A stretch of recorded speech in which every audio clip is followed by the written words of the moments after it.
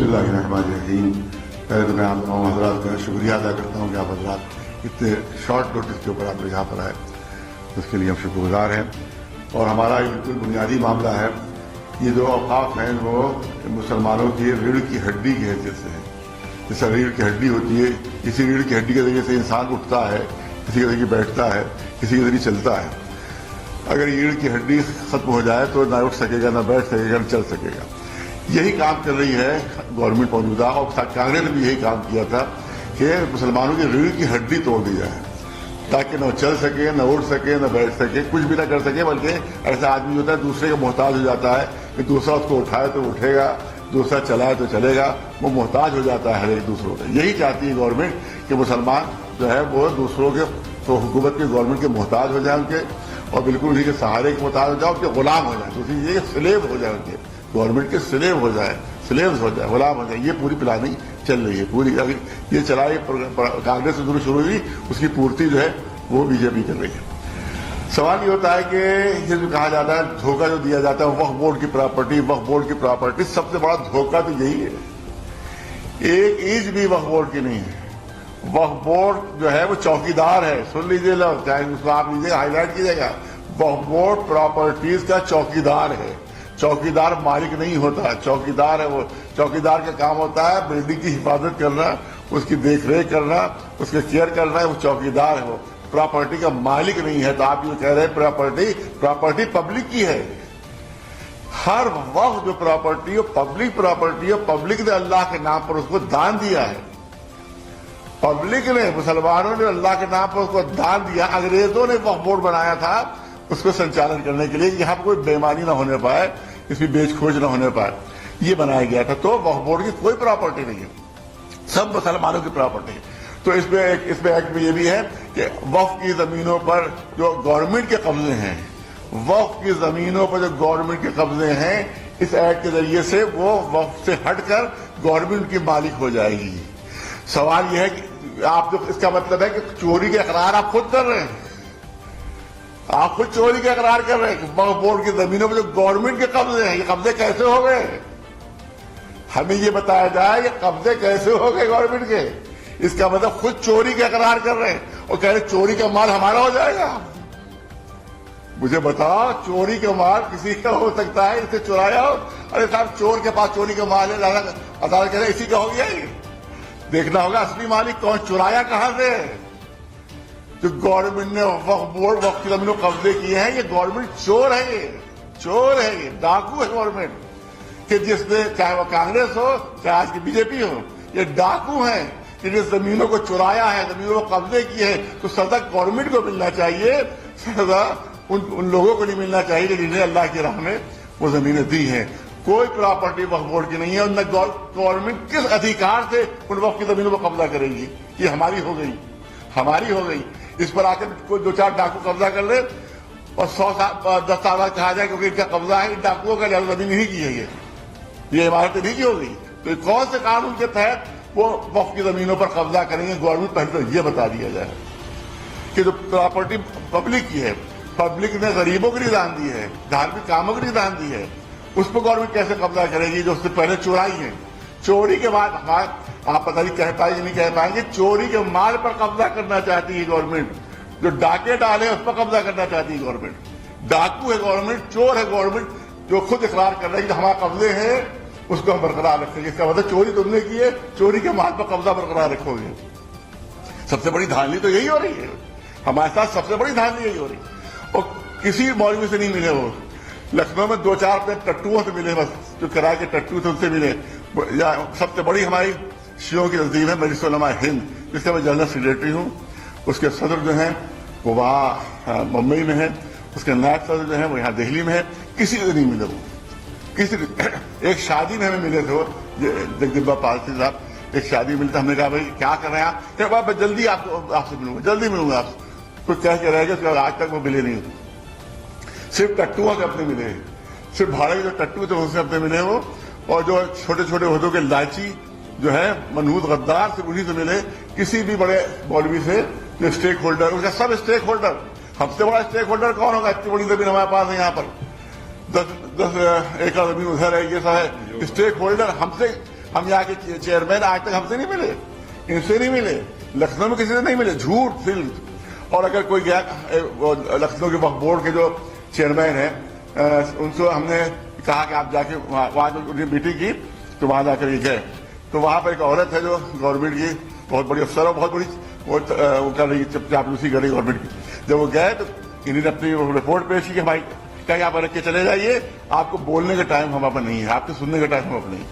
एक लफ्ज किसी ने सुना नहीं उन्हीं ने, वो कहा यही डाल के चले जाइए, जो आपके तरीके डाल के चले जाइए, रिसीविंग भी नहीं मिलेगी आपको, बोल नहीं सकते आप। तो यही है डेमोक्रेसी, यही तुमने काम किया है। इसका मतलब है कि सिर्फ धोखा दिया है जेपीसी के जरिए, सिर्फ धोखा और सिर्फ धांधली, इसके अलावा उसमें कुछ नहीं। और सिर्फ उन्हें धोखा देकर कहा दिया सब पास हो गया। अच्छा, मेंबरों की मेजोरिटी थी जेपीसी पे, बीजेपी के मेंबर सब ने जो बीजेपी के थे उन्होंने मेजोरिटी थी, 12-13 वो थे, उन्हें वोट दे दिया कि हाँ सब सही। तो सिर्फ धोखा था जेपीसी। पहले दिन से मेरा बोर्ड लगा हुआ यहाँ जाके देख लीजिए, तब दाखिल हुए होंगे तो लिखा होगा जेपीसी धोखा है। ये जिस दिन जेपीसी बनी है उसी दिन का बोर्ड है ये, जिस दिन जेपीसी बनाई गई है ये उसी दिन का बोर्ड है जो लगा हुआ है यहाँ के ऊपर कि जेपीसी सिर्फ धोखा है और वक्फ बिल जो सिर्फ धोखा है, ये सिर्फ पूरा। तो ये बेईमानी की जा रही है मुसलमानों को तबाह करने की, बर्बाद करने की। काहे के लिए? क्योंकि पिछले इलेक्शन में इनको सीटें कम आ गई थी। सुनिए हकीकत क्या है, सीटें कम आ गई थी, ये हार गए थे नीतीश जी के जरिए से, डायडो जी की जो हुकूमत बनी। ये चाहते हैं कि कट्टरपंथियों को खुश करके, मुसलमानों को नुकसान पहुंचा के, कट्टरपंथियों को खुश करके ये दोबारा पूरी सीटें दोबारा हासिल करें। अगरचे इनकी भ्रम है, इनकी गलत फहमी है, क्योंकि मुसलमान हिंदू कभी एक दूसरे से लड़ना नहीं चाहते। ये लोग लड़वाते, लड़ना नहीं चाहते। कभी नहीं होगा कि आप मुसलमानों को नुकसान पहुंचाए तो हिंदू को खुश कर देंगे, और हिंदू को नुकसान पहुंचाए तो आप मुसलमानों को खुश कर देंगे।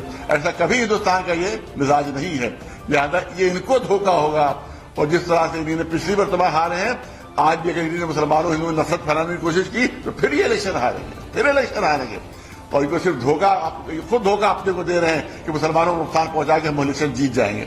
नहीं जीत पाएंगे इलेक्शन, क्योंकि मुसलमान और हिंदू आपस में मोहब्बत करते हैं, मेल है जिसमें ये दरार नहीं डाल सकते। और दूसरी चीज ये है कि आपने इसमें है कि डीएम जो है वो होल्ड अथॉरिटी होगा। डीएम हटा के बोर्ड के चेयरमैन की जगह पर डीएम होल्ड अथॉरिटी होगा। एक धार्मिक चीज का डीएम होल्ड अथॉरिटी कैसे हो सकता है? वक्त धर्म से ताल्लुक रखते हैं, हमारे औकात धर्म से ताल्लुक रखते हैं। आप ये भी बिल लेके आइए कि जुमे की नमाज जो है डीएम पढ़ाया करेगा, और जितनी आपस की मस्जिदें हमें की सब पार्षद जो है नमाज पढ़ाया करेंगे।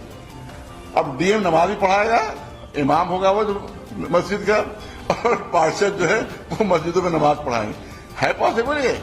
पर इसी तरह डीएम को आप चार्ज बना रहे हैं, इसका मतलब है कि आप जुमे की नमाज डीएम को सुपुर्द कर रहे हैं, क्योंकि ये वक्फ बोर्ड ही है जो इमामों को मुंतखब करता है। यही वक्फ बोर्ड ही है जो जुमे के इमामों को मुंतखब करता है। तो आप कैसे, ये डीएम कैसे करेगा काम सारी? मुझको किसी अगर मंदिर का पुजारी बना दिया जाए मुसलमान को, तो वहां मैं मंदिर को चला पाऊंगा? बिल्कुल ऐसे ही है। तो ये बिल्कुल टोटल धोखा, बिल्कुल टोटल धोखा दिया जा रहा है। और धार्मिक चीज है हमारे शिया धर्म में।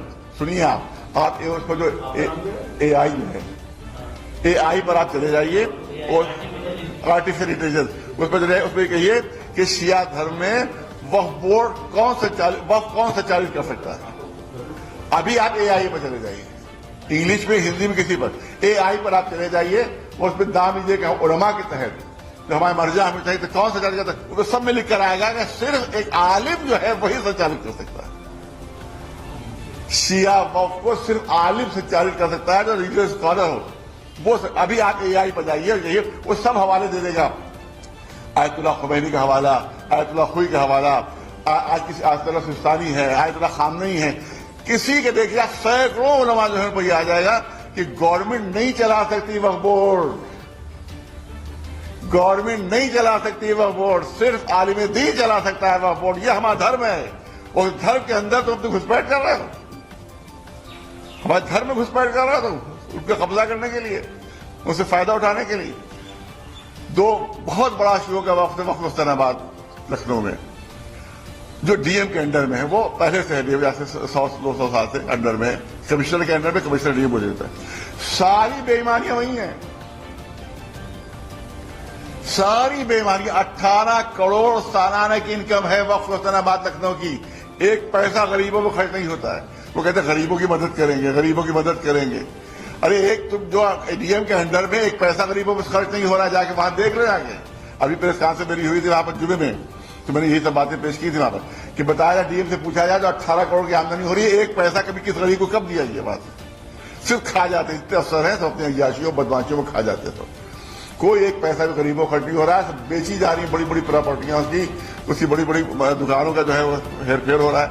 इसी तरह से वहां का शाही वक्फ है, शाही शिफाखाना जिसको कहते हैं, वो कमिश्नर के अंडर में है। जाकर उनको दिखाया हमने कि एक इंच जमीन वहां पर बाकी नहीं, सब बेच डाली। कमिश्नर के अंडर में सारी जमीनें बेच डाली गई हैं, सारी जमीनें बेच डाली। तो बोर्ड पर इल्जाम रख रहे हो तुम्हारे अफसर बेच रहे हैं, डीएम बेच रहा है, कमिश्नर बेच रहा है, सबूत है वहां पर। ये नहीं जमाने ही आपने कोई आदमी साथ कर दिया, अभी आप जाके लखनऊ पहुंचा आपको सब एक चीज दिखा देंगे। डीएम ने सब बेचा है। अब डीएम बदलते रहते हैं 2 साल 2 साल 3 साल, वो सब यार जितनी बेईमानी। और जो सबसे बड़ी बेईमानी आपको बताऊं कि जो वहां के पास क्लॉक टावर है, अंग्रेजों के जमाने का बनवाया हुआ है क्लॉक टावर, हैदराबाद ऑफ के अंदर आता, उस पर जो घड़ी लगी हुई है वो वही घड़ी है जो बिग बेन की है लंदन में। उसका दूसरा मॉडल यहां पर है। असली घड़ी बेच दी जा चुकी है, नकली घड़ी लगाई गई है डीएम के अंडर में। असली घड़ी बिक चुकी है वहां की, नकली वो भी चलती नहीं है, नकली है ज्यादा चली नहीं रही हो। असली करोड़ों रुपए में बिकी हो, करोड़ों रुपए में बिकी हो। असली घड़ी तो अंग्रेजों के जमाने में लगाई थी जो बिक आज वहां चल रही है। लंदन में वो घड़ी चल रही है, यहां बिक गई है। तो यही संचालन करेंगे ईमानदारी से, यही लोग जो असली घड़ी बेच चुके हैं करोड़ों करोड़ों की। उन्होंने लालजी टंडन साहब बीजेपी के लीडर नेता रहे हैं, उन्होंने एक किताब लिखी है अनकहा लखनऊ, मेरे पास वो किताब मौजूद है। अनकहा लखनऊ लालजी टंडन बीजेपी के उन्हें लिखी है, उसमें लिखा है कि हुसैनाबाद ट्रस्ट में 200 संदल की तरफ से 200 संदल की तरफ सारे काट के बेच दिए गए डीएम के अंडर में। संदल उस कीमती चीज को कहते हैं जिसकी स्मगलिंग होती है, लोहे की स्मगलिंग नहीं होती है, लकड़ी की स्मगलिंग नहीं होती है, सोने की स्मगलिंग होती है या संदल की होती है।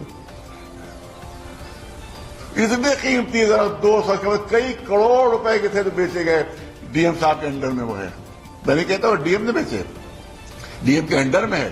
उनको तहकीक तो करना चाहिए थी कैसे बिक गए, एफआईआर करना चाहिए थी, जांच करना चाहिए, कुछ नहीं हुआ। बिक गए, घड़ी बिक गई डीएम के अंडर में। वहां कमिश्नर के अंडर में पूरा वक्फ है, एक एक जमीन बिक गई, कुछ होता नहीं। तो हम कैसे भरोसा कर लेंगे डीएम जो संचालन सही करेंगे? बोर्ड से बदतर डीएम साबित होगा। जो आप बोर्ड पर इल्जाम लगाते बेईमानी की है, अगर यहां बेईमानियां हैं तो इससे 1000 गुना ज्यादा बेईमानियां होंगी डीएम के अंडर में, 1000 गुना ज्यादा बेईमानियां होंगी। हमें धोखा दिया जा रहा है बर्बाद करने के लिए, और सोचते कि हिंदू खुश हो जाएंगे। झूठ, गलत है, बिल्कुल भरम इनका। कोई हिंदू खुश नहीं होगा मुसलमान को नुकसान पहुंचाने से। ये सीटें इनकी और कम हो जाएंगी। तो हमें अल्लाह का भरोसा, अल्लाह पर भरोसा हमारा है। यहां से ऐलान करें तुम्हारी सीटें और कम हो जाएंगी अगले इलेक्शन में।